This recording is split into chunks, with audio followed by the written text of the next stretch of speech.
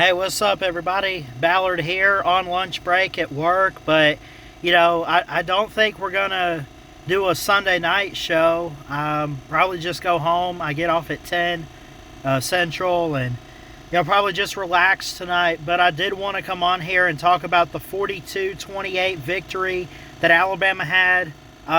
Was it 42? I know they gave up 28. I think it was 42. Great win. Just a great effort by Alabama to only hold LSU to 4 touchdowns. And by the way, it probably could have been more if Jaden Daniels got hurt. I'm not going to argue. I'm not going to claim. I'm not disputing any of that. If LSU fans, shout out to Flaming Sports Media, by the way. Go sub him up. What are you doing? He's a great guy. If LSU fans are going to sit there and say, well, if Jaden Daniels hadn't got hurt, we would have won the game. Look, there was a revenge factor a little bit. I know it wasn't Bryce Young. I know it wasn't Will Anderson. But there were still some guys like Chris Braswell, Dallas Turner out there that remember the loss from last year in overtime against LSU at Tiger Stadium where, of course, the gutsy 2-point play that they had and Mason Taylor took it in the end zone.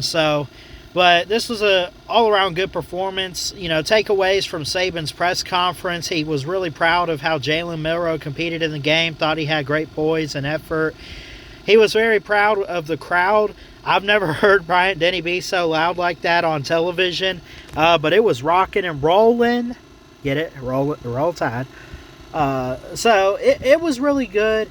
I think that they just got to carry that forward. That you have at Kentucky, you have home against Chattanooga, and then you have the Iron Bowl at Jordan-Hare Stadium later in the month after Thanksgiving.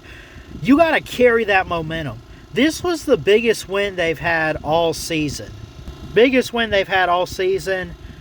And I say that because LSU, man, they're just that good of a team. I know they're struggling defensively, and I know their defense has lost them some games, like Florida State early in the year and stuff. But think about some of those games they've been in. I mean, it's kind of been a dogfight. So for Alabama to not only win the game, but play and compete for 60 minutes in the game, not have too many turnovers or penalties.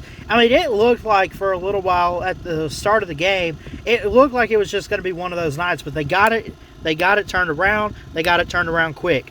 That was important. That was huge.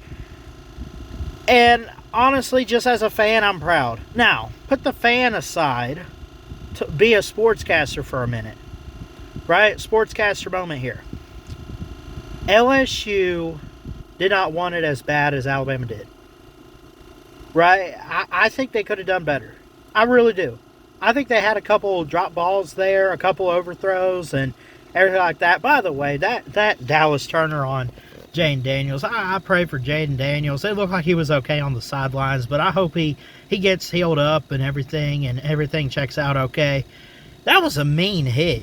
I mean, that really was. What I saw was LSU putting forth the effort, but Alabama on defense just was fighting, and playing hard and physical to the point of attack. And, I know they gave up, this amount of points or whatever. Well, I think it was one of those games that was worse on paper. I think they knew they were going to give up some points in this game. But the fact that they were able to outscore, a lot of people didn't think they were able to do that to a team like LSU. A lot of people, I'm sure, had LSU going back-to-back over Alabama. And honestly, I wouldn't blame them. Alabama showed that they can compete at a high level. I'm not ready to say that they're ready for Georgia or anything. I'm not going to hop on that type of train. There's Alabama fans I'm seeing on Twitter just a little bit that say, we're ready.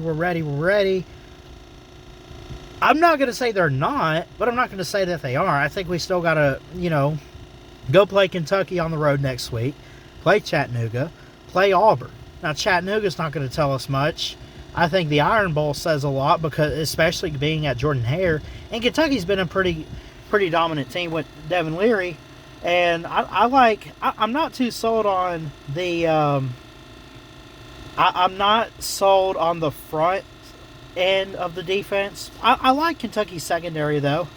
I mean, Georgia torched it, but I mean that's just Georgia. So I look at it and I just say that It's going to be a challenge next week with the Wildcats on the road in Lexington. It'll be a noon game, so it'll be like 11 o'clock Central. I guess it's Kentucky Eastern or Central. Someone let me know that. I don't know. Y'all let me know a lot of stuff. Anyway, it was a great game overall against LSU. They did great.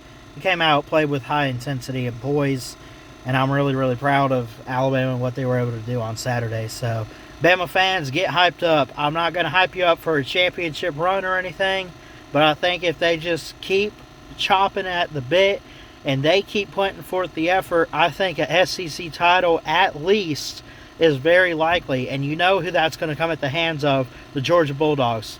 We want Georgia. We're ready for Georgia. Alabama just has to prove they're the standard of college football. It's proven. Georgia went back-to-back, but last year TCU didn't belong. Just didn't belong. And you saw that because they gave up 65 points to Stetson Bennett. Now it's Carson Beck. I think Carson Beck is probably a little better than Stetson Bennett, but he still has to play some competition to show that. So, I don't know. I'm just trash talking now. Georgia fans are going to get on here and type. I know it. Georgia's a great team. I'm not going to deny that. But you think you're just staring at college football. We'll see you in December. Y'all have a good one. Tidal Wave Talk next week. Love y'all. Peace.